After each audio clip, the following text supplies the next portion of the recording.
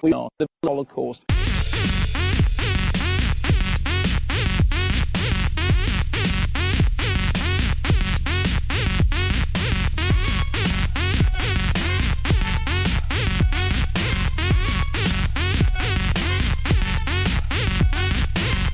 Welcome to We Are the Holocaust. Hello, Bouncy. Hello, Rob. Oh, in a garden again. Yeah. There's tomato plants. Are they all tomato plants? Yeah. All tomato plants. All tomato. That would be very embarrassing if that was drugs. No. And No. you were like, yes, No. that's right. Tomato plants. Tomato plants. Well, at least it's not pampas grass. Mm. We this week I went out with my partner. We were delivering because Yep. she's a Yodel deliverer, and we went to this little gated community almost of Right. static caravans. Yep. That's all you can't move in unless you're over 45, Right. and lots of people buy little ornaments and lighthouses and model dogs. Yep. And I said, if there was ever a community that was going to be rampant swingers, it would be something like that. And so we talk about how pampas grass in the 70s was the sign that you were a swinger. You put it in your front garden. And I said that nowadays it seems to be these lighthouses, because about 2/3 of the properties had a lighthouse or a light. And it was like you just chuck a red cloth over it or just turn it on if you're up for it. And we were talking about this and laughed about it, and she went to deliver a parcel, and in the back garden of one of them was a big marquee with a hot tub and a cheese and wine party. Yeah. And I thought, definitely swingers. Oh. So, yeah, there you go. When I'm 45, I know where I'm moving to. Yeah. And I'm going to kick them all out, dirty, immoral people. And he said inbred, not inbred. Swinging's not inbreeding, is it? No. Unless it's all just one family. And then it's definitely inbreeding. Hello, Rob, we're back. Yeah. Episode 28 of Weird Holocaust, back in the game. That was a bit of a diversion straight off the bat there. Yeah. It's only because I looked at your tomato plants. I know. I really need to sort of just have a white piece of paper in front of me. Well, we kind of do have a white piece of paper. It's called the running order. Well, it's got words on it. That's It has not a got white words piece on of it, and it doesn't even start with a computer game. And it's not a piece of paper either, is it? Might as well be. So, you know. But this week we're going to be talking about some movies, some games, some DLC, some toys, stuff. And then we'll round it out with some Gamescom chat. Yeah. I'm not going to go through the whole thing because everybody else already has, but we've picked out a few things. Things we liked and a couple we didn't. Yeah, pretty much. So, speaking of things that we didn't, I watched Pixels this afternoon. Yes. Emma really wants to see this. Do you know what? You both should, because it's brilliant. Right. Now, I went into this, I've read every criticism, I've read all the damning reviews where they talk about the misogyny of it and how it's negative stereotypes of gamers, and we even talked about it ourselves. And then I thought, you know what, I really need to watch this film, because I do have that rule of not criticising something until I've watched it. And I sat down in a dark room surrounded by probably the biggest crowd that cinema's had for a new film in the afternoon for a while. Right. And absolutely adored it. It did everything it was supposed to do. It felt like a nostalgia trip. It felt like a comedy. It was Ghostbusters for gamers. Right. With Adam Sandler. And it was good. And I really liked it. And when it finished, it even like Peter Dinklage, his character elevates it. So if you have any issues about Adam Sandler being in it, don't worry about that, because Peter Dinklage is in it and he's amazing. What if you've got issues with Kevin James being in it? Again, doesn't matter. Because Kevin James in it is very restrained. Right. And he's very, very funny. He basically plays the President of the United States. Yep. And it's no stretch to see that they're basically suggesting he's George Bush. Right. And you can kind of see that, like a stupid president, because it's nice to laugh about the fact that America did actually have a stupid president. And Kevin James' character is Adam Sandler's former childhood friend, who's now president. And he won a Chewbacca mask in a Crane game in the arcade in 1982. And so his nickname's Chewie. And at one point in the film, he comes out with a Chewie mask on. It's very funny. It's the games they've chose. We did talk about being a bit obscure. Yeah. When the actual big attack happens on the city, they've got stuff from Robotron, they've got stuff from fast food. I mean, they've really got some very obscure games. But you know what? They should be obscure games. They're 1982 arcade games. It wasn't the massive popularised home and computer age. Yeah. So, yeah. I mean, Gallagher I thought was a bit of an odd one to include. But actually, maybe they wouldn't have got as much permission to use Space Invaders. They didn't. I've read about a couple Although of the bits about it. poster They said allowed it, but yeah, they a lot of couldn't get companies the wouldn't. rights to use No. Space Invader or something. And so you can have the image, but they couldn't use it in Yeah. the game. And there's also a really nice benchmark because the creator of Pac-Man appears in the film. But he's not the creator of Pac-Man who appears in the film. So they've got a bit where they're in the minis and he goes, no, he's my son. Yeah. That's not actually the creator of Pac-Man. That's a man playing the creator of Pac-Man because the creator of Pac-Man doesn't speak English. Yeah. The creator of Pac-Man is in the film at the beginning using fixing a Pac-Man arcade machine in the arcade. Okay. Just a cameo, just the camera passes by him, he's on screen for about 4 seconds. But what this film gives us now is, as a retro game enthusiast, I can go, oh, did you spot Pac-Man's creator in that film? And they go, oh, it's really funny when he had his hand bit. And you go, no, you're not. It's like The Great Escape when they go to get on the bus and he says, good luck. That's the same thing. Like, it's the one thing you can now categorically go, you're not actually a retro gaming fan. Isn't it just a copy of that Futurama episode where Fry asked what life would be like if it was more like a video game? It kind of is. But, you know what? There's a scene in it where, and it's in the trailers, where they're fighting Centipede. And it's Adam Sandler firing up at the sky and soldiers firing up the sky. That sequence is funny, it's clever, it looks like a good 3D version of Centipede. Yeah. There isn't a moment in the film where I was bored. There was no point in the film where I thought misogyny was a massive thing, because any criticism of women usually came fired back with a criticism of the man for being stupid for saying it in the first place.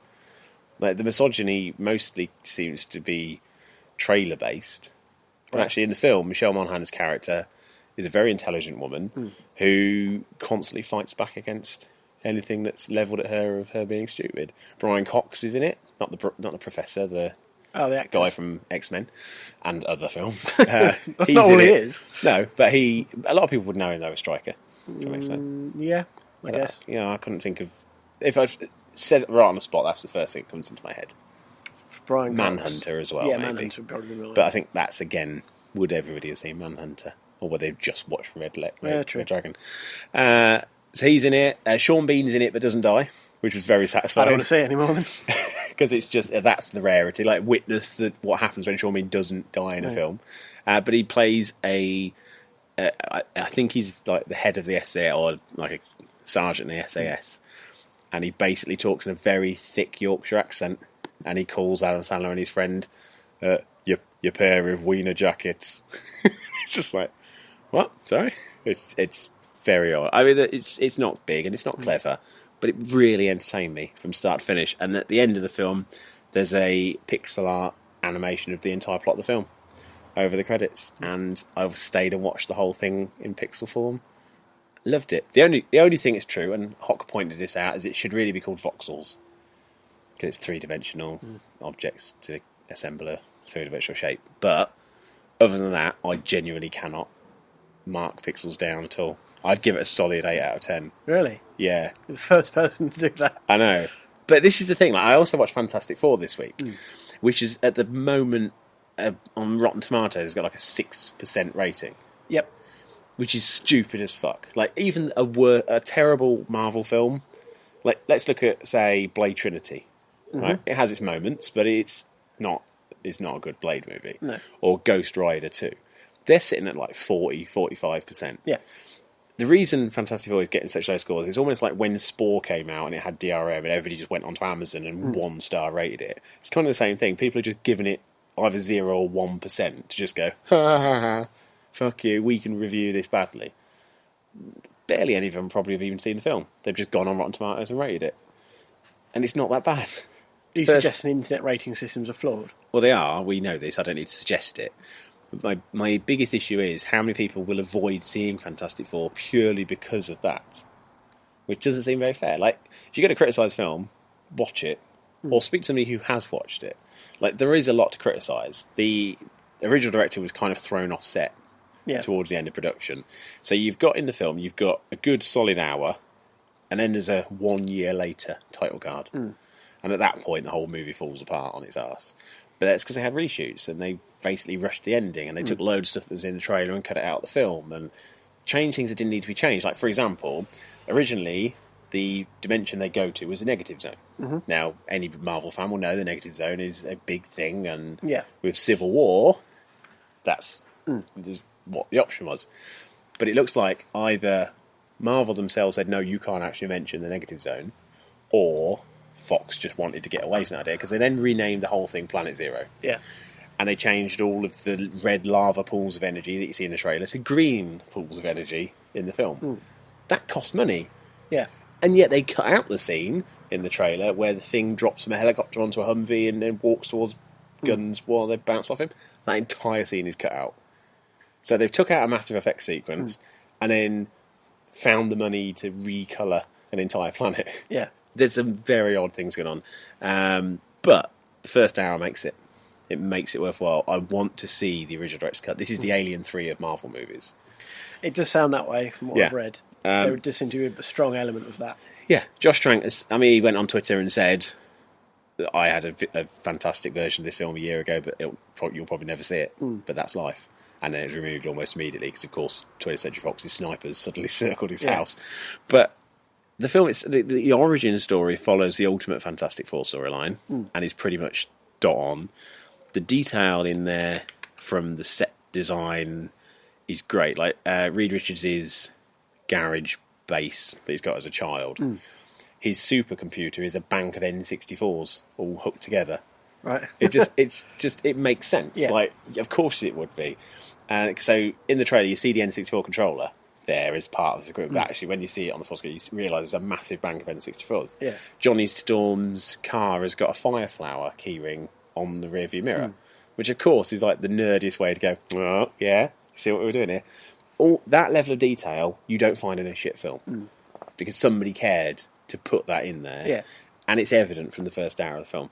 I went to see it again. I've seen it twice now, and I didn't like it any less the second time, which is seeing a film a week after the first time you watch it. Normally, if any issues, you'd really jump on them. It was fine. It's better than the other two Fantastic Four films. Yeah. That's not much saying much. Yeah. But even with the director being thrown off and studio-led reshoots, it still ended up better than two studio-approved and director-happy versions. We just seem to be in this time where movies are dragged down and branded as shit by people who clearly got nothing better to do than just criticise things for the sake of it. On a technical point of view, neither film is great.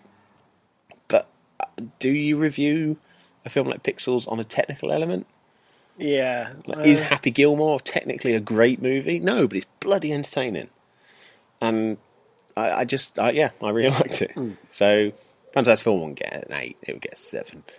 But I might go and see it on Friday. So it's worth watching just for the sake of saying you've seen it and you can make your own opinion from it. Everybody's performance is great in it, and like I say, I want to see the original cut. I hope it comes out. 20th Century Fox are hardly one for not releasing stuff. They did release the road cut of Days of Future Past, so part of me thinks maybe, given the fact they've pledged to carry the series on, it would certainly make a lot of sense to do the extended cut at some point. But it's whether Josh Trank will come back and put his name to it or not, because Chronicle was great. Yeah, I loved Chronicle. And you can see flashes of that, but he never... There's no point in Fantastic Four where it doesn't feel like a Fantastic Four film, which was my big concern. With somebody who directs something like Chronicle, where it's all very kinetic and the camera's all over the place, and they were going for this gritty realism, and I was like, are they going to do that? And it was restrained, and it was shot with the restraints of what a comic book movie would be, and it was sort of shot nicely, but yeah, just cut to pieces and some terrible editing. But that doesn't make a bad film. It just makes a good film into a bad film, and I said I enjoyed it. But low expectations may be quite useful. Yeah, because both those films, I went in and I enjoyed them far more than I was told I would. And that's the difference. Like, it wasn't what I expected to. It's how many people had said, oh God, Pixels is one of the worst films I've ever seen. Yeah. Oh God, Fantastic Four's got one of the lowest ratings ever. Fantastic Four has got a lower rating on Rotten Tomatoes than actual propaganda for racism. That's a messed up world that we can live in, where people will go, no, that stuff that says that the blacks are responsible for all the evil in the world, Yeah, that's all right. We'll leave that. We're going to hate on this Fantastic Four film because we're a bunch of nerds who think that Jack Kirby's Fantastic Four should be put to film. It's already been done. It was called The Incredibles. Move on. Yeah. The best Fantastic Four movie will always be The Incredibles. It's as simple as that. Yeah. So there you go. Now, I think I was going to say let's talk about it, but let's have you talk about what's happening with Destiny, because it's gone over my head massively, and I think you've probably got a better understanding of it than I do. Yeah, the Taken King DLC comes out 15th September. No idea. I think that's the release date. And they've released some more details about it. It was at Gamescom, there was E3. Mm-hmm. They've been talking about it. It's, as you once described, Destiny 1.5, which seems like an apt description. Mm-hmm. They've released a lot more details. As I said, there's 8 mission quests, apparently. There's some new raid. There's a new raid, which they're describing as their biggest yet, and some new strikes. They've slightly tweaked the way people level up. We've got a level cap of 40 now, which doesn't come as a surprise because Dark Below and House of Wolves increased the level cap. That goes up to 40, but rather than tying it to the light system, which can be a bit convoluted and weird, it's just based on XP now. Okay. So, which is kind of in keeping with a lot of the changes they've made. They've basically streamlined a lot of stuff. So with that, if you say you were level 20, you could now essentially get to level 40 without light. I think that's what they're suggesting. That would be a very good change to make, because there are a lot of people that... and equally, you had Vanguard and Crucible marks. Yep. Well, they've now just been streamlined into legendary marks. So you basically... You're not forced to play Crucible if you say, well, I want that shotgun that guy from the Dead Orbits vendor is selling, you pretty much had to play Crucible to get the marks. And didn't you have to wear Dead Orbit gear as well, or something like a marker? You did. So they've basically just streamlined all that and simplified the process exponentially, I think. It certainly sounds like a change for the better. New weapons, new armour coming in as well, as they did with Dark Below and House of Wolves. It sounds like even the more common stuff, like the white and the green weapons, are going to be more powerful. Okay. So almost right from the off, you're going to have the equipment to step into these. Because this is something that I was discussing with a friend of mine the other day, whereas what damage would it do if everybody's level 40 and you've got a weapon that was great at level 30? That would be useless. So obviously that looks like they've balanced that out. Yeah, I know a lot of people weren't happy when House of Wolves came along because things they'd levelled up in Dark Below not became useless as such, but you had to go through a whole chain of stuff again to get them to the cap. So there was a lot more grind there, which is kind of Destiny's thing, this massive grind. But a lot of people are frustrated because they grinded all the way along to get these legendary weapons to the max, and all of a sudden it's like, got to do it all again. So the general consensus or the general theme seems to be streamlining, and then adding in the new weapons and armour, which aren't unexpected. No, the new download pack for Destiny. Obviously, the big news that I did notice was the removal of Dinklebot as a Dinklebot. Because we're now getting Nolan North, who is, as they said in an interview, it wasn't a falling out with Peter Dinklage, just his availability wasn't as much. Problem, and Nolan North, pretty much, we can just turn up at a studio, which is not the biggest compliment to play to a guy. It's like, we can just say, we want you to come in, and then 3 hours later he'll be there. Yeah. It's like, that doesn't but suggest then, as they said in one of the releases, that's basically his job. Yeah, and that's it. He's basically a voice actor, and he can go, I can come in for an hour and just do it. Whereas Peter Dinklage might be like, I'm in Croatia filming Game of Thrones, I can't be there for 2 weeks. And then the bit that comes with this, which makes it actually sound a lot more sensitive, because they've re-recorded all the original dialogue, but they've also meant now that you can get Ghost to analyse areas, and it'll give you the information you get from the Grimoire cards, you can now just get from the Ghost directly. Which, if that had been in there earlier, I think a lot of people would have had less to say about the fact that absolutely. The lore was lacking somewhat. But yeah, I mean, having skirted through it, one of the interviews I read is that they said that Destiny was always going to end up being an RPG. Yeah. And now the new mission structure becoming quest lines and things like that, they said they're kind of at that point where they can comfortably say, well, it's a shooter, but it's also an RPG. So, yeah, I mean, I still don't think it's worth the money they're asking, because what they're doing really is reworking a game that they didn't get right the first time, Yeah.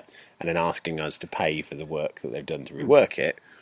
But at the same time, it at least does look like there is a significant amount of content and work gone into it. So, as you said, there's 8 new missions plus the raid, which I know a lot of people were frustrated there wasn't one with House of Wolves. Yeah. As much fun as Prison of Elders is, that was still a sticking point for a lot of people. yeah, So to have a new raid in there, obviously, new enemies of what they call them, was it Ultras? They've tweaked things like apparently thralls can teleport now and things. So they've tweaked stuff like that, and even there's just refreshing going through this. Even like the Crucible's going to have quest lines, rereading stuff, which would be helpful for people that don't necessarily want to get into playing multiplayer. Yeah, I know that. But was one then thing suddenly that, it guides them in a little bit more, introduce you to the modes a little bit better. Well, I never particularly enjoyed Crucible heavily. I played a few games here and there, but it was little bits at a time rather than being a heavy multiplayer gamer. Some people are. Yeah. It's horses for courses. But Yeah. it was good to get more details, but to be honest, I'm not sure it's going to coax me back. No. I think I had a fortnight sort of break, and then Welshbeck, a friend of the show, people have probably heard us refer to before, he went to visit the Flares. I used to play Destiny with a lot, and we had a bit of a session that night, but talking to Synaptic Flare, he's not really played it since. He's gone back to Dark Souls. Yeah. I haven't played it since. I've been playing Bioshock Infinite. I think I started Sleeping Dogs at last. I found other things, and the Telltale Game of Thrones, I had a couple of those to catch up on it. It's just like, I don't actually miss this. No. Now once you fall out of that habit, out of that grind, it's very hard very hard to find the desire and the motivation to go back in. Yeah. Because you do look at it like, I don't want to play this strike again. No. I've played this strike a dozen times. So hopefully... And at the time you didn't mind, because you're like, I get the XP, I can level up this weapon, I might get this drop.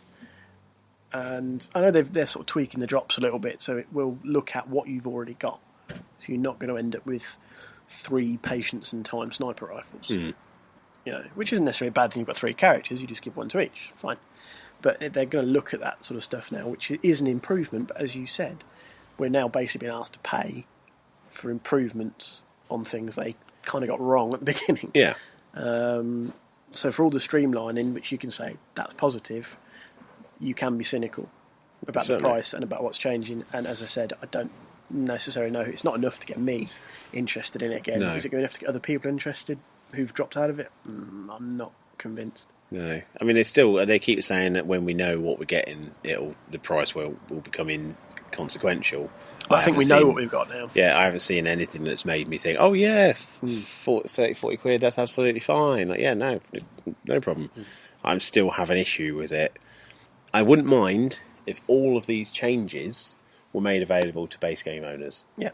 Without having to purchase another thing. Like, you've already played a game for a year. That should be a right that you've got. It shouldn't be put on the paywall. Nolan North, some bits may change, because Yeah. they have done that before, where they'll release a major patch before it, and then there'll be another patch, which is basically the DLC. Yeah. Because then the actual DLC itself is like 500 kilobytes. It's basically going, yeah, you can use that massive patch you downloaded last week now.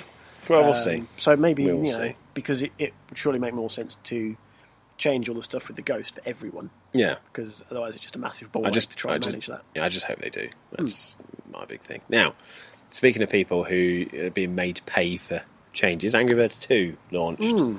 A week before last. We were going to talk about it in the last show, but we just didn't get time to give it a real good heavy go. So let's talk about Angry Birds 2 in inverted commas, because this is the 12th game in the core series, not including spin-offs and collections and things.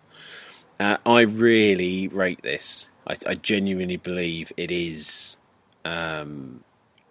worthy of being classed a sequel, because the rest of them have either been licensed versions of something else, or they've been variation on a theme. So you've got things like Angry Birds Seasons, which is just Angry Birds with different times of the year, or Angry Birds Rio, which was just a time of a film. And at no point did the base game really change too much. Angry Birds Star Wars and Angry Birds Transformers certainly changed how the game played, but because they were different games, Angry Birds 2 is Angry Birds, but with more kind of emphasis on the freemium side. And that's garnered some criticism. So you basically now have 5 lives. If you fail a mission 5 times, you have to wait or pay with some of the currency you've earned over the levels to have another go. Now, for me, that's not a bad thing because it's a mobile game. If you're sat for 3 hours solid playing a mobile game, you probably should need to get out more. And Rovio have done you a favour by saying, you know what, you failed this level 5 times, go and have a break, go and do something, read a book, go and walk the dog. Hug your children. Yeah. It was crazy that people would go, oh God, I've only got 5 lives, well, I've got to pay for more. Like, most games do that these days. It's fine. You haven't bought the game, you go through. Now, I didn't lose a life for like the first 25, 30 levels. I went through fine. There are new power-ups, there's new birds, there's new environmental effects. The stages are multi-stage now. So instead of just going, there's a level, and you attack it, these are procedurally generated levels. So you'll never get the same exact layout of blocks and things twice. And then you may have 2, 3, 4 stages in one level. And you get birds as cards. Yeah. So you'll get a few, and then if you max out the damage meter, you get a new card, which will add a bird to your deck. And you choose which ones you want, and you play it, and then you move on to the next stage, and you go through, and there are boss fights and all sorts. It is a massive overhaul of the original game. Yeah. It is a sequel. The reason I can't get wound up about it is you only have to look at what they've done with things like Angry Birds. Now, Angry Birds, I've talked about before, my love of the series. Because while everybody will jump on the chance to go, oh God, another Angry Birds game, they supported that game for 4 years with content, pretty much. Angry Birds Rio came out after the first Rio film, and then had support all the way through beyond the sequels release. Yeah. All free. Completely free to download. Seasons had patches for a good couple of years. None of these games ask you for more money. They kind of just say, look, you've bought it or you've played it, here's some more content. Because it's not difficult. And it's kind of, you look at what Bungie are asking people to do. Yeah. And then you think, how much of that content that they're providing really makes much of a difference? Like, okay, the quest lines are reorganised, or you've got slightly different voiceover effects or whatever. If they were to say, right, every week, every fortnight, you'll get 5 new missions for the patrol mode. Yeah. And they just add 5 every fortnight for a year. You'd have loads of stuff to do. It'd be great. But they don't, and they ask you to pay. And okay, in this case, people are complaining. But Rovio have just gone, you know what, we're making a game, we're not charging you for it. We want to put like a timing element in there so we can monetize it if you want to. But you don't have to pay any of that. And if you want to watch an advert, you can get some stuff to use in the game for free. But again, that's up to you. You can do what you like. So yeah, I can't find anything to criticise about it really.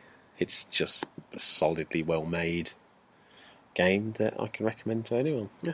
It certainly is going to be on my phone permanently. Yeah.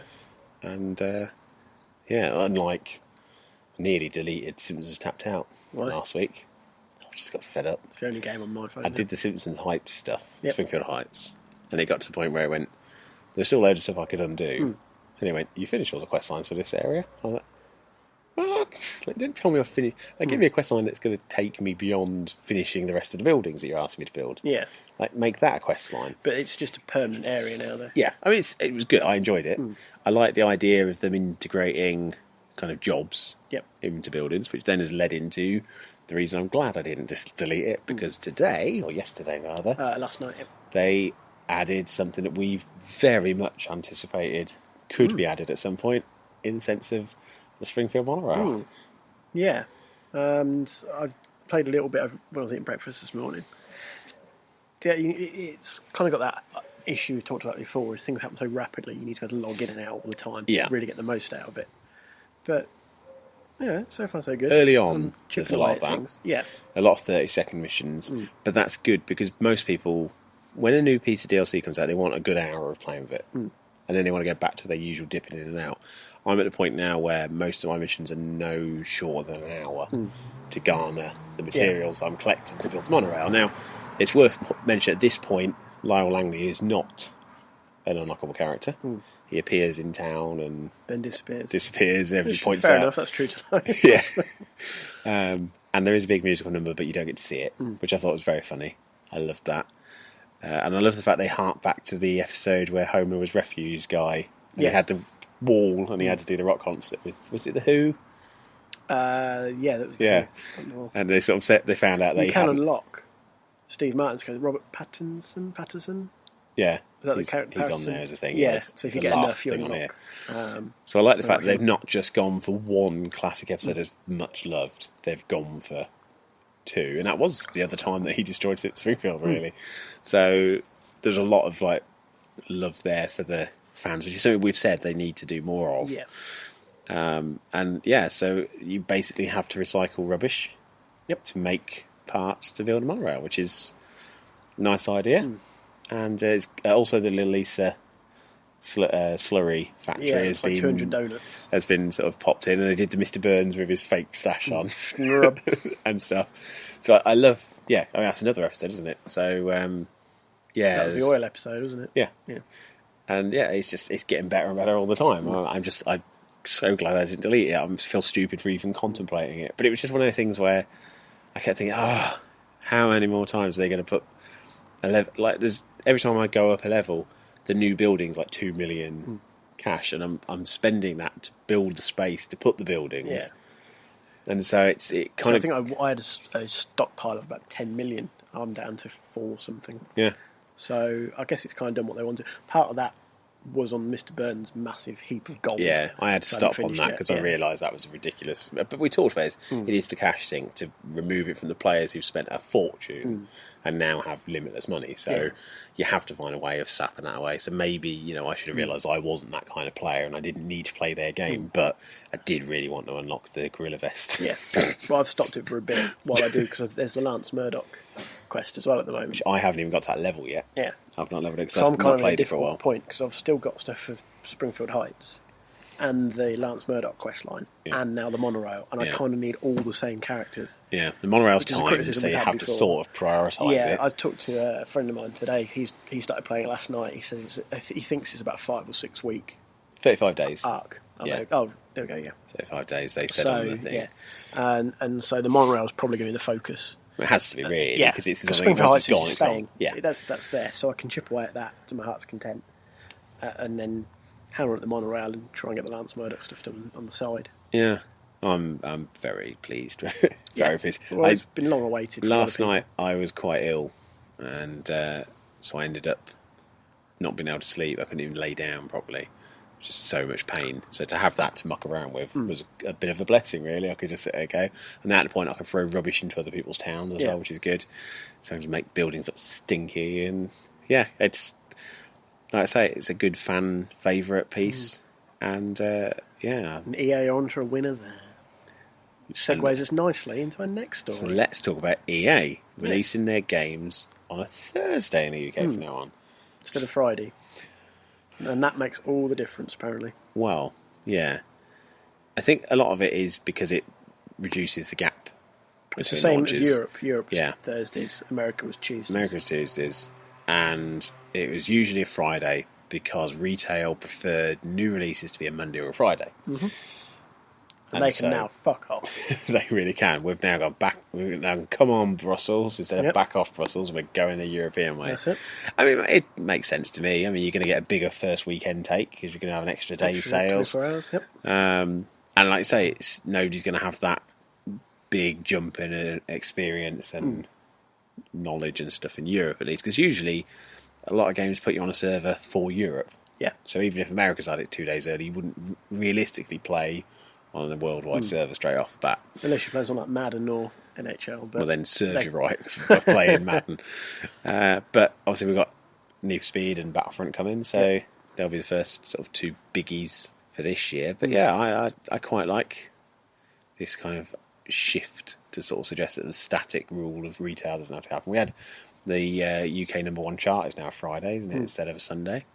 Yeah, that can piss off. It's like Feet Up Friday on Beat Radio 1. It's one of the few things I would listen to on that fucking shitty station. Well, if that's stopped you listening to Radio 1, then it's probably also done me a victory. Favour, yeah. I'm too old for it now, apparently, anyway. I listen to Radio 2. Yeah. I just find I have to listen to the right shows, though. I'm not quite the age where I can listen to everything. Dermot O'Leary, I can endlessly listen to. I got annoyed with Radio 5 this week. Did you? The test match has been on. Right. But I can find room at work because I can listen to it through the internet. Yeah. So I can get Sports Extra through Okay. the web or through my phone. But obviously driving home, Nothing. So obviously the test match could have finished on Friday night, and I wouldn't have known. Which is really annoying, because Radio 5 was supposed to be the BBC's flagship sports radio, and it had a conversation about drunks on flights. And I'm like, you fucking serious? So yeah, I got annoyed. Carry on. I can imagine, you know, but at least you'll be able to watch Death of a Gentleman. Yes. Which I have your ticket in my pocket Thank right you. now. Here it is, yes, in there. Yeah. So that's the power of using a local business and pulling all the strings of who you know, isn't it? Yeah. So what are we going to talk about next? Batman Arkham Knight DLC, which is a subject very close to your heart, as people who've listened to previous shows may realise remember. I love the game, and we did talk about this whole Batgirl DLC, and that really how good that is a linchpin of how worthy the season passes prices. Because we said if this was like a 4-hour campaign, you feel differently about the season pass. The Killing Joke storyline, and it was all there, then yeah, brilliant. It's about an hour and a half, and it's tedious as hell. And at £5, 90 minutes. At £5, and I dare say that's because I wandered around for a bit. Yeah. And even at £5.60 or whatever it is, no, you couldn't get lost. You're basically on an oil rig. Right. That's a theme park. Right. So it's not very big. And there are 3 areas with police that have been kidnapped. And you go to the area, you beat up the guys, you release the police. You go to the next area, you beat up some people, you release the police. You go to the next area, do that again. Then you fight Joker and Harley. And the fight with Joker and Harley, I mean, you know how like the Arkham Asylum boss fight, I don't know if you ever finished Arkham Asylum. Yeah. So, I mean, that was ridiculous in the sense you just sort of grappled him and pulled him over and then hit him. It was less fun than that fight. And you're fighting Joker and Harley Quinn and a group of particularly thugs. fun, that final fight of Arkham Asylum. No, the whole thing, I played it through, and I dare say I would have been more excited eating dry white bread than playing that. I've said to anybody who's asked me, just basically, the season pass might be worth it when it's 50% off. Yeah. But that content, which is ridiculously cheap for that DLC. Has been your answer pretty much from the start. Yeah. I mean, I thought if this could be the Killing Joke storyline, it's not even the Killing Joke storyline. They've taken elements of it and then just completely ruined the rest of it. Yeah. It's just dire. And it's made by the people who made Arkham Origins. And it kind of feels like Arkham Origins. Like, there are weird, buggy glitches. Like, you can't hop over some fences. And, yeah, I don't know. I mean, maybe it's just more fun to be Batman than to be Batgirl. But the combat was boring. The story was boring. Nothing made sense. Joker was boring. It's boring. Yeah. Move on. So let's talk about McDonald's Happy Meal toys. Not just any McDonald's Happy Meal toys, though. Nintendo ones. Specifically Mario. Yeah, proper Mario ones as well. So we've got musical coin block. Yep. So the last time they did these was about a year and a half ago. Yep. And they were pretty cool. They had like a coin that spun, it hung on like a magnet and a piece of string. And you had a little Donkey Kong one which you could look through his barrel and see images. I think we ended up with 2 of those. Annabelle had 2 Happy Meals, ended up the same one twice. Yeah. And then just some plain ones. There was a mushroom that made a doodle as well. There was a Yoshi, there was Luigi, there was Mario, and I think a Princess Peach. I can't remember for definite. This time round, we've got the Jumping Mario with musical coin block, which is quite cool. Luigi, Yoshi, Boomerang Mario, which is a suit from one of the newer games. Yep. Princess Peach Fire Mario, which again is another suit, and Penguin Mario, which is another suit. And I like that you can go and get a cardboard Mario hat as well, if you want, while you're there. These are very good, actually, because when these came out the first time, it was just the UK, and they kind of made good money on eBay for a while. Yeah. So for anyone listening, and you're walking by McDonald's, do that. But I always remember, every time I think of this, I remember the time I was going to Gadget Show. That's the last time they did them. And that's where I nearly launched myself over the counter at a guy who called Toad Mushroom Head. And I genuinely didn't know how to factor that into my brain. Like, you work in a place that's giving these toys out, you couldn't be bothered to learn the name. And also, even if you've only ever vaguely looked at a Mario game, Mushroom Head is more effort to learn than Toad. Yeah. It was, I forget, it was like the builder... Was he trying to be funny? No, Mushroom Head with his magic It was tea. the monkey or Mushroom Head. It was Donkey Kong or Toad. Right. Monkey or Mushroom Head. I can get the monkey. It's an one. ape, not a monkey. It doesn't have a long tail, firstly. If you don't know what his name is, even though you've got a tie with his initials. But even without that, You should be able to figure it out. But no, he was just stupid. So this time I'm going to be testing the people and go, which toys have you got? And they'll hold them up and I go, yeah, but what are they called? And if they get it wrong, I will not buy them. You're going to take one of their stars off their name badge. I You say- lean over and I take say, a star off. you know what happens if you touch that star on your name badge? And they go, what? And I go, you'll become invincible for 15 seconds. And they'll be like, what, really? Oh, no, it's not happening. As they plunge their hands into hot fat. Yeah. But no, I won't buy it off of them. I'll only buy it off people who know who the characters are. Because, that's essential. But it's interesting. And people like to collect little figures. They do. And they're £1 even if you don't buy the food. So if you don't like McDonald's food, you don't have to. You just go in and buy the toys. Buy the toys. So that's that. So, Beyond Eyes. Yes. Let's talk about Beyond Eyes. Now, this was a big thing at E3. Microsoft put this on stage. It was the one about the little girl who's blind. Okay. And do you remember this? I don't. You don't? I must Right, confess. okay. So it's kind of, the art style to it is almost like a watercolour painting. Okay. It's a blind little girl and you walk around to try and find her pet cat or a friendly cat from another garden. And the idea was that she would hear things, and so that would populate the environment around her. Yep. So if she heard water, you'd kind of see the splashes of water, and then when the sound stopped, it would fade back to white. Yep. And it had a really good look to it. And at Gamescom, they basically said, oh, it's out now. You can download it as of now. So I downloaded it. And I played it through. And I don't think anyone will ever make a better game about blindness than Beyond Eyes. Brilliant. Now, I've spoken before about my mum losing her sight, and I've worked with blind people before, and I've often been written articles like the Thomas Was Autistic one. Yep. Where I was like, we need more games about people with disabilities. Beyond Eyes does that in a way I've never thought would work. So it starts off with a very basic cutscene.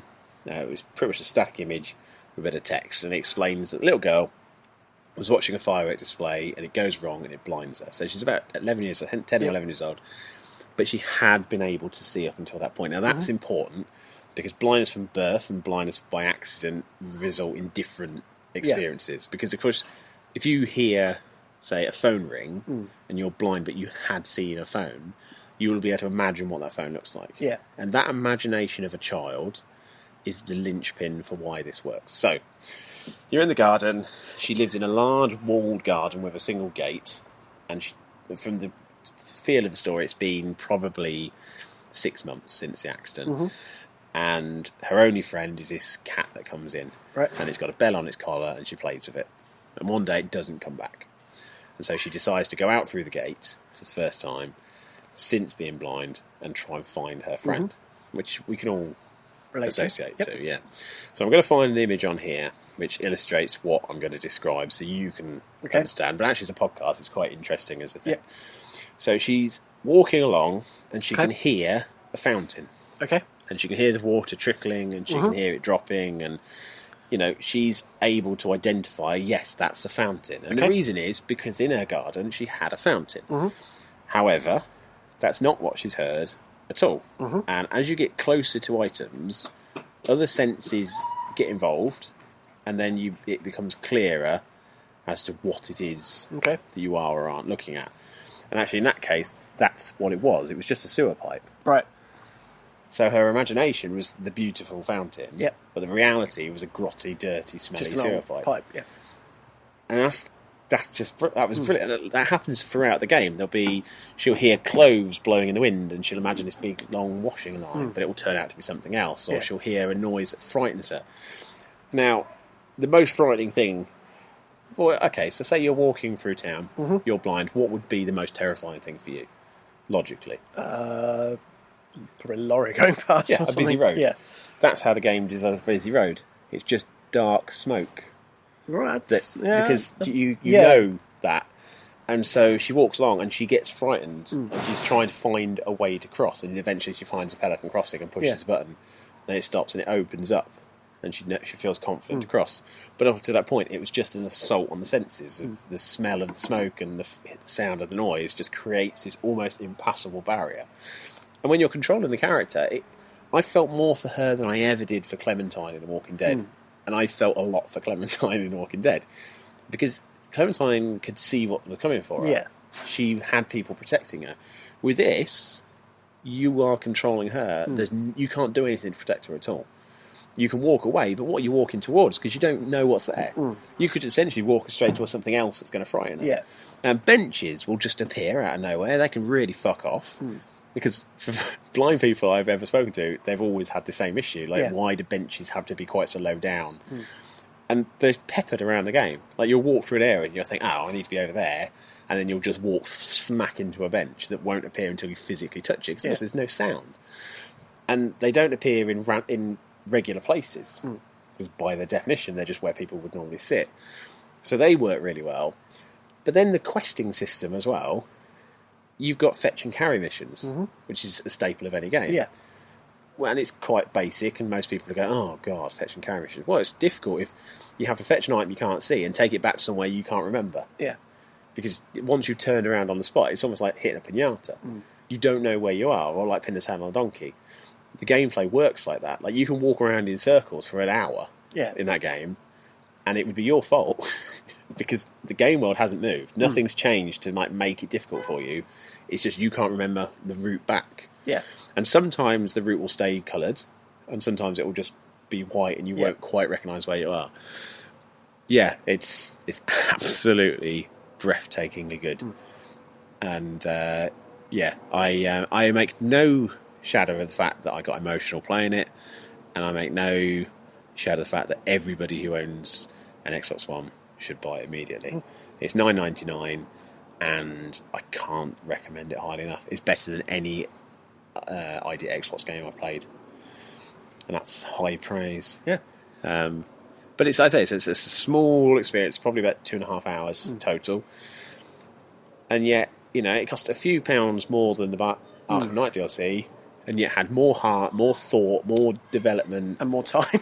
and more time. Yeah, I mean, obviously, a lot of that was just me walking around going, I really have no idea. But that's part of the point, though. Yeah, and you get frustrated as well. Like, the amount of times I get frustrated with the game, thinking, oh, God, I just want to go there. And you're like, but that's what blindness must be like. Yeah. Like, this is why it's great. Is like, it genuinely made me feel the frustrations that it must be to have such an impairment.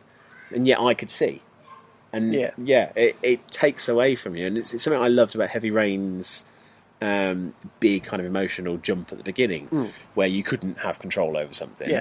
This is kind of a similar thing. Like, I want to help her, and I want to do these things, but like, there was some seagulls blocking the way, and you'd seen some bread at some point, so you have to go and find the bread from wherever it was you saw it, and then find your way back to the seagulls to throw it, and then walk around a building to get away from where the seagulls are now just gone. Yeah. Because she's frightened of the size and the noise of seagulls. That took me a good 40 minutes.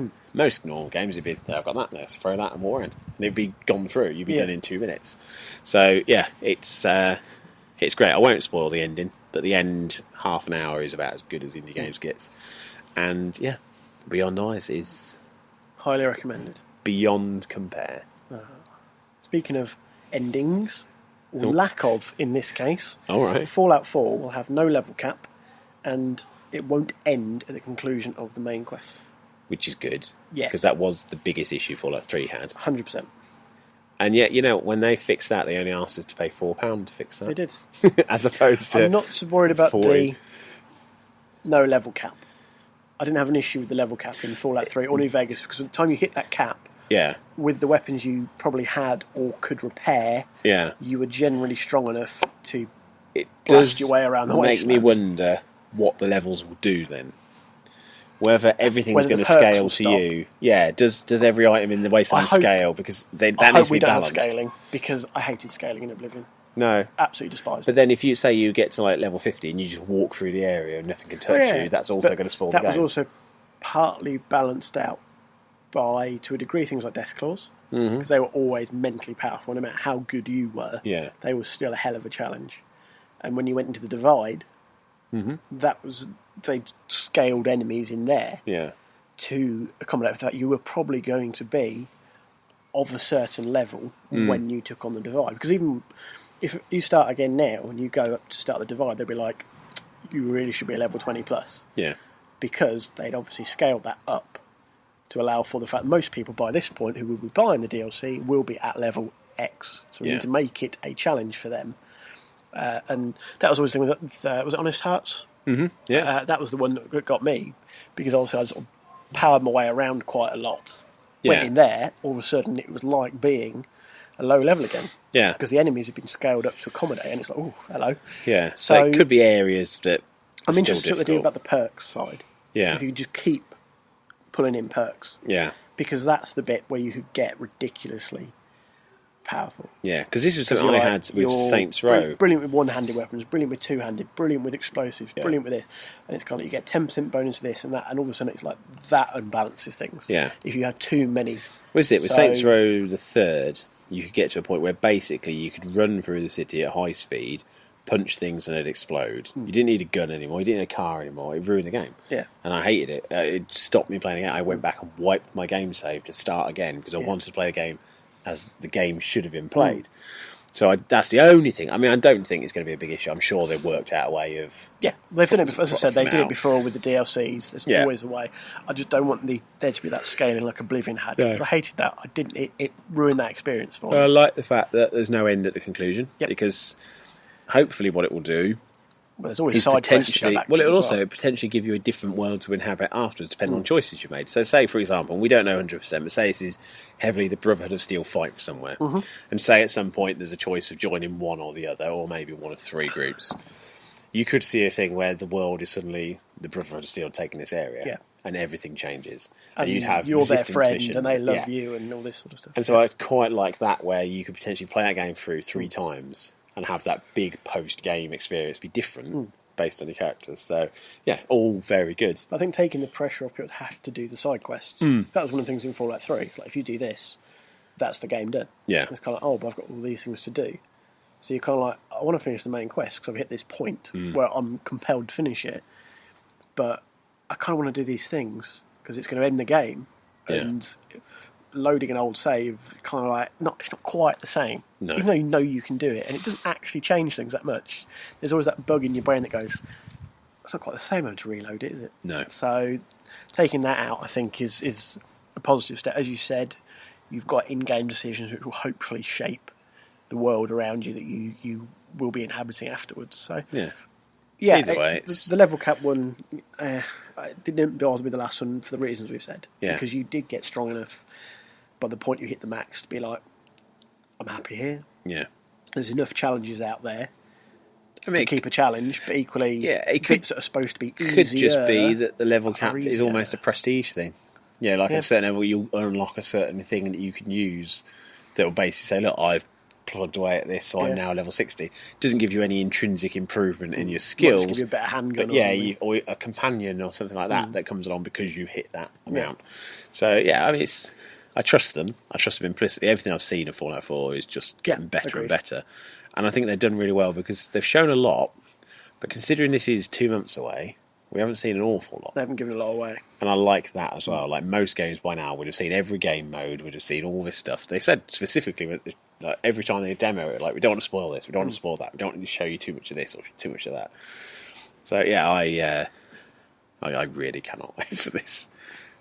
With my birthday coming up, I've kind of like just been suggesting to people, if you want ideas for birthdays, just Fallout stuff, anything Fallout. Now's the best time than ever to get Fallout merchandise because it's everywhere. So it was like, if you want to get something, well, I'm hoping somebody will get me a pop vinyl at some point. Because I don't dare order one because I've gone on about Fallout for so long that it's going to be an obvious. I collect pop vinyls and I like Fallout. Now there are Fallout pop vinyls. So no, my luck, I'm going to buy one and then get 2 of them for my birthday. Which would be alright if they're all Brotherhood of Steel figures. Or all feral ghouls. Yeah, because you can kind of do that. But if I get like 4 Wanderers, I don't want them. No, but I will have all of those. My birthday money will basically fill the rest of the collection out, I think. Just because I have to have them all. But yeah, so they talked about this at Gamescom a little bit. So let's talk about Gamescom. Let's. As a kind of hackneyed segue. Primarily, our success at predicting what Microsoft were going to talk Yes. about quite heavily. Which is, Lottery numbers this week will be. well, we did say that we were looking for Crackdown 3 to have a big reveal, and it certainly had a big reveal. did. Most exciting for me was multiplayer, with 100% destructibility of a city. Yeah. Because I know enough people who would probably just team up and see if we could level the city. Because there's going to be an achievement for that, isn't there? For sure.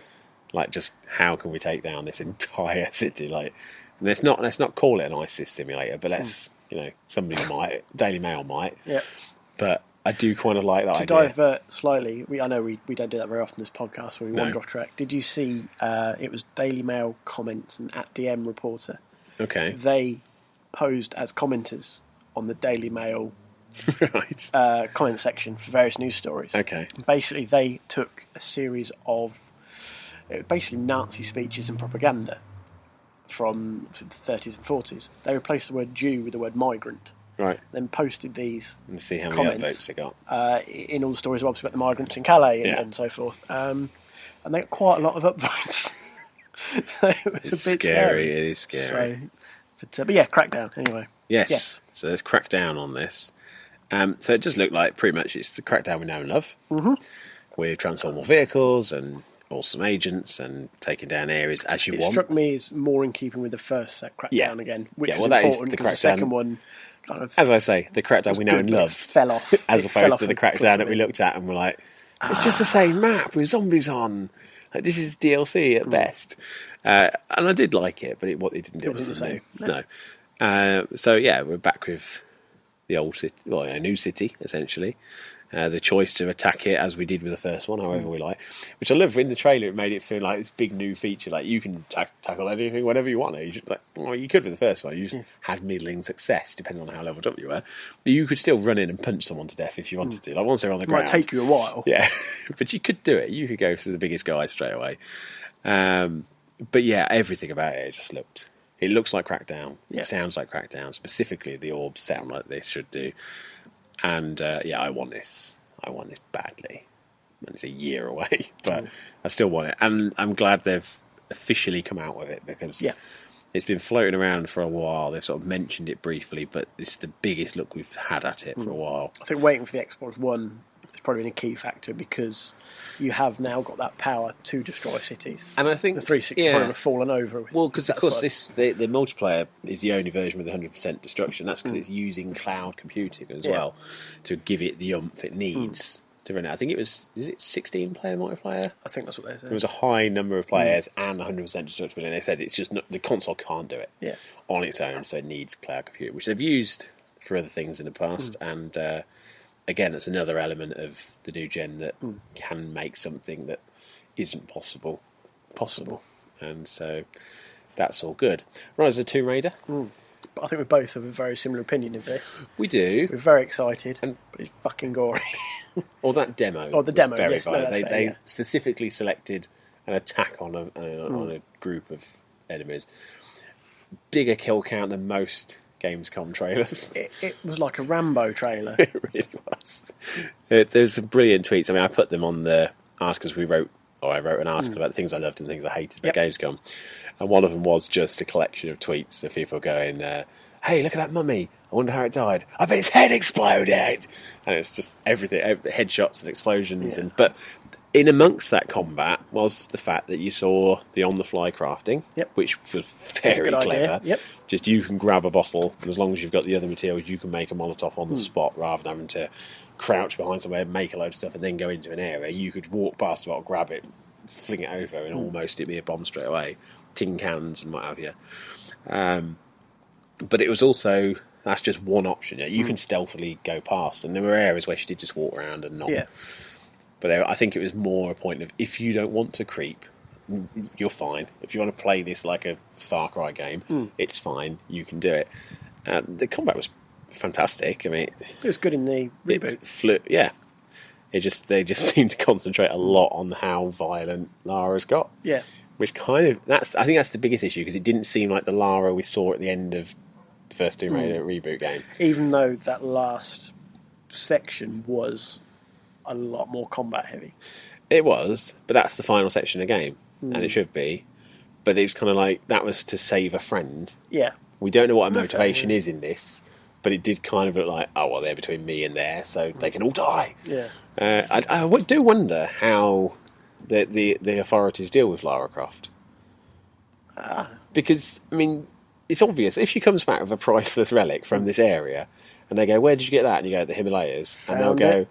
where did you find it? They go, oh, it was in a tomb. And they go, oh, brilliant, okay. Did you get any documentary while you were there? Because just to let you know, we did have reports of 500 soldiers being brutally murdered in that area at that time. No, you're the only person to come out of the Himalayas at that time, and you're covered in blood and guts. I think my favourite tweet that you put in your article was the one, it belongs in a museum. You belong in a museum. Gunfire. That was brilliant.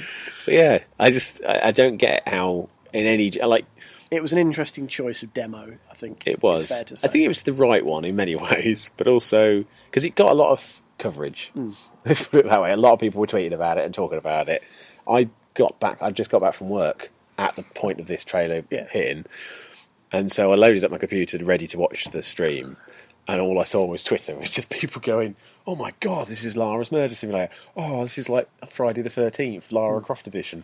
And it was just, Lara's the most effective serial killer anybody's ever committed to film. And it was just like, what am I missing here? As I turned it on, I was like, oh god, that is pretty violent. But it didn't feel unreason. It didn't feel out of sight, out of keeping with the franchise. It just seemed very over the top. Yeah, but a little bit excessive. Here's the thing. And this is something actually I should have mentioned when we talk about Pixels. There is a scene in Pixels where Adam Sandler is explaining to the son of Michelle Monaghan's character that he used to play video games. Like, he was really good at video games. And he was like, oh, yeah, what did you play? And he goes, oh, you wouldn't really know them. There were games where you had to watch the patterns and you had to learn the systems and you could do it. Well, there's a scene where he sits with him while this lad plays The Last of Us. Yeah. And he points out, like, the game's incredibly violent. It's the most violent game that Adam Sandler's character has ever seen. And he didn't understand because there was no patterns. There was no system to it. It was just what you're doing. And the kid said, you just have to pretend, you have to imagine that you're that person and you don't want to die. Which is how most games now work. A lot of them, yeah. And he was like, oh yeah, but this is very violent. He's like, oh yeah, I can deal with it. And the kid was like the normal gaming kid. And he was, as an adult, kind of taking that responsible stance. Like, actually, I don't know if this is suitable for you. That moment in that film, I think, may have been the point where I thought, there's nothing else this film can do. Yeah. Because it's nailed gaming right there. Like, it is absolutely true. Like, from us, we look at that and we think, oh, that's a bit much. But there will be a generation of gamers where that was the coolest thing they've ever seen. Like, that didn't seem over the top. That probably seemed restrained. Yeah. Like, they wanted more. They wanted shotguns to the face. It is a weird world that we live in. So, yeah, that was quite a cool thing. Let's talk about something happier. Well, as long as we take our meds. What? So for We Happy Few, which we talked about before. Yes. We did, when they were doing the Kickstarter, I was quite enthusiastic, and you were very pleased by a lot of the stuff you could get. I was. I didn't know a lot about it until we talked about it, and obviously then I talked a bit more, and the trailer at Gamescom is extremely intriguing. And, more importantly, a Kickstarter project that's coming out on Xbox One at the same time as PC, which wasn't as part of the Kickstarter campaign. No. It was just, let's make this game. I am so pleased, because I wouldn't have had a PC that could have run it. I think, I wouldn't have been able to play this game. I'd have had to have bought it, gone to a friend's house who's got a PC that can run it, or log into my Steam just so I could play it. Now I don't have to. And the game, the trailer, like I said, the Gamescom trailer was about as terrifying as it could get, while at the same time still seeming funny. Yeah, and intriguing. It felt like Bioshock. It felt like those early stages of Bioshock all over again. I did get a bit confused because it did look like Anne Frank on the wall of one of the rooms. Yeah, I saw which I did message the developers and they didn't respond, so I'm going to say yes, that is Anne Frank on the wall. Because it's not unreasonable for that to be it. The dress she's wearing is very similar to a dress that Anne Frank wore in some of the photos, and it is set in an alternative 1960s. So, we could have, maybe there is a link to World War II that they don't want to talk about at this point, but there's certainly something not quite right in the world of We Happy Few. But yeah, it's also how to sing London Bridge is Falling Down and make it the most sinister song you've ever heard in your life. That was a masterstroke, given the tone they were trying to capture for the trailer. And the idea of this kind of underground community of people that have avoided taking their medication and all this nightmarish reality. And yeah, the one thing it reminded me of more than anything, watching that trailer, was an episode of the original Avengers with Patrick McNee. Right. There was an episode where they went to a village, and it was basically everybody was murdering anybody that came into this village. They just lived, and everything was perfect. Like all the daffodils were perfect, and people on bikes were, but every single person in the village was a murderer. And I think they may have had like a museum of torture or something that basically was just a torture chamber that they advertised as a museum of torture. But this feels like an episode of the Avengers, and I kind of really dig that as well. Everything about it is just brilliant, and I cannot wait for it to launch. I'm hoping it comes to early access because a few other games did, and there's a possibility of it coming. But if not, that's getting all my money as soon as it comes out. And I hope it's a decent price and they make a lot of money, and then that studio can go on, because they originally made Contrast, which was a shadow-based platformer game that was. It had middling reviews. It didn't work quite as well as the concept suggested. And with this one, the concept is great on its own. Like, it's not that difficult to make a BioShock style game, but you've got to get the world right. Yeah. And everything we've seen so far, they've nailed it's promising, that. Because I thought all the way through that their faces were like painted, but then you sort of got that look behind the mask at one point with all the scarred skin behind it, and it sort of suggests there's a lot worse things to it. They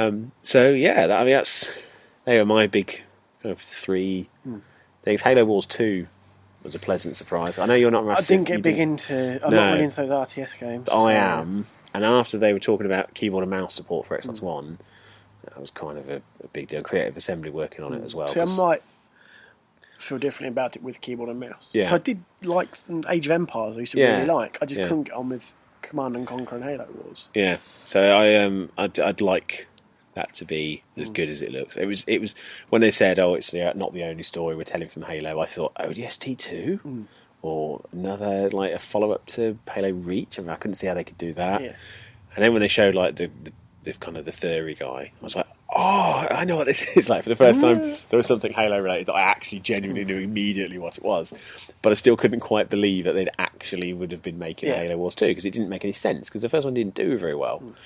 But then that's not the reason not to do it. And so that I'm quite excited about.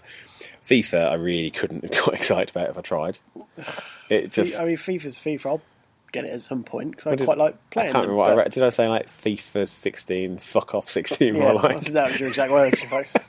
I think that's exactly what I thought when I watched it, and I just wrote it on a piece of paper, because a lot of it was notes I was making, and I just transcribed it over, and I think that's all it was. Yeah, but it is one of the biggest selling titles, so I can understand why they want to trump it. Every time they talk about it, it just didn't seem...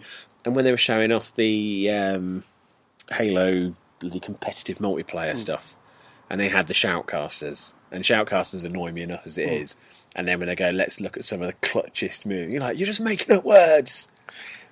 Stop making up words. They use that term in hockey. I know. As I looked into it, it's a thing. It is a thing. But it shouldn't be a thing, because it's stupid. I just don't accept shoutcasting. I use it. Yeah, but shoutcasting, that's basically just obnoxious commentary. Oh, yeah, it is, yeah. It doesn't need to be. No. Like, this could be shoutcasting. We were like, hey, Rob, what are you going to do about this game? Hey, what are you going to do about it? Like, no, we don't need to. We can just talk like civilised gentlemen and mention Anne Frank. And control the volume of our voice. Yeah, but it also, just shoutcasting is an obnoxious phrase. You're just kind of saying, like broadcasting is not enough. You got to shoutcast to the extreme, powered by 7-Up with Fido Dido. Like, no, balls to that. Drink some Lilt. Put some music in your life. Yeah. Some reggae sauce soda. Yeah, that is crazy. But yeah, so if you want to hear more, or read more, rather, about what I saw at Gamescom and did or didn't like, there are 2 articles on the website. You've written a BioShock piece. Why this? What's brought this on? I had the urge for a while to replay BioShock just for the story. The first one? Yeah. Right. I loved the story. Yep. I did start BioShock Infinite finally this week. I got it with Games with Gold. Hadn't got around. Finally started it. Really enjoyed it so far. But how far are you? I've just reached Monument Island. Okay, so literally just reached, gotten through the door. Yep. And the achievement Welcome to Monument Island popped. So you haven't fired a gun yet? Yeah. Oh right, okay. So I've discovered the hand. Yes. Sorry, yes, and I know. I've fought my way through that bit. on your arm. Literally just reached the actual. I thought you island meant you'd itself. gone up in the lift for the No, first no. time. I've but got through how that bit. great was that though when you get That was fired brilliant. up and it's just that and it just gets silent for a second. You just see everything. Yep. I mean, But even just that first bit, that is effectively your tutorial level. Yeah. You just get to walk around. Yeah. And I thought that was brilliant. And it's- That's a master yeah. stroke. I mean, the shame is that the game never gets as good as that again, but it never could. Yeah. Because at that point, you can explore the world without people pursuing you. Yeah. That's what And I loved about it. Yeah, and that's Love what you that needed. exploration You element. needed that time. And then when it puts you in that situation where you've got to throw the baseball, and it's like suddenly, like, actually, this is a horrible place. Like, Yeah. at first, you're like, oh, it's amazing. And then you start to see, like, you're picking away, seeing all the racist elements coming through, and, like, the different sideshow stalls. And you're starting to think, oh, this is making me feel a little bit uncomfortable. And then it makes you feel very uncomfortable. But it has to, because what you're about to do It's uncomfortable. it's uncomfortable, so it needs to make you think that, okay, I'm going to do some bad things, but these people are worse. And you have to believe that before Yeah. it goes through. But yeah, you're in for a treat overall. The storyline is very good. I mean, the game, none of the Bioshock games have ever been great shooters. They've always been good stories. I enjoy the FPS elements of them, though. You see, that was the thing. Infinite's not as good. Okay. What took me back to Bioshock, the original, was a desire to replay that story. Yeah. Because it was such a fantastic story. It's a brilliant storyline. The way it unravels as you go along, Yeah. it is just almost perfect in a sense. The way it keeps it going, it keeps things twisting in the wind. The audio logs, you pick up different people, and it just keeps going on and on through Atlas and things like that.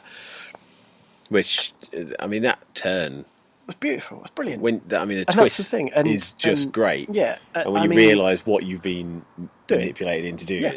all the way through. it's just... And do you know what? I mean, its 8th birthday is in just under 2 weeks, 12 days' time. On the 24th, that was when it came out in Yeah. Europe. Considering it's nearly 8 years old, it holds up so well. So well. I It's replayed it last year. still and- so beautiful. It's terrifying. Yeah. I mean, because my motivation was purely to go through that story again. It's like reading a book you've read before. Yeah. There's no real need to really go. "Ugh." So I'm like, you know what? No shame. I'm just going to whack it down to easy. I just want to play the story. I just want to relive that story, and then I'll move on to something else. And it's still utterly terrifying. Emma was out Saturday night. Put Belle to bed, sat down, had my tea. I think just because that's the way I am when I'm sat at home, it went dark. All I had was the TV. Yeah. Playing Bioshock. Fuck me, that's creepy. That is creepy as hell. And even as on easy, you're just like slowly around the corner. Yeah, you don't want to walk around because you don't know what you're going to see. And it's Yeah. like the big Every daddies scrape of a claw, are not every immediately thud. going to attack you. But if you do the wrong So thing good. at the wrong time, you've got no chance. Like Yeah. you're done. Like you've got So to good. run. So good. And even now, if they released that as it is now, that would still get good reviews. Yeah, I'm And it hoping deserved that gets added to the Yeah. backwards compatible list because I'd love to be able to have that on the Xbox One Yeah. permanently. That was something I noted in the blog piece. Well, that was something we didn't talk about with Gamescom. Was the the Gears of War Ultimate Edition, which is coming with Gears of War 1, 2, 3 on the disc and the other one, Judgment, yeah, as backwards compatibility games as well. It's like £20 pre-order for the first game as an Ultimate Edition plus all the others. I'm like, I'm having that. That's crazy. All the DLC, everything. Yeah, I'm having that. That's a no-brainer. For sure. It's like, even with crappy internet, I don't care. I've got some of the best games that ever came out on the thing. And this we came back to, like, are they going to do Gears of War 2, 3 or whatever as Ultimate? I don't think they have to now. Yeah. Because they're on the Xbox One and you can play on the Xbox One against people on 360. So, like, when that's out, I think it's like a week and a half away, Yeah. you'll be able to put your copy on and we'll be able to play a game from my Xbox One to your 360 to whoever else wants to join in.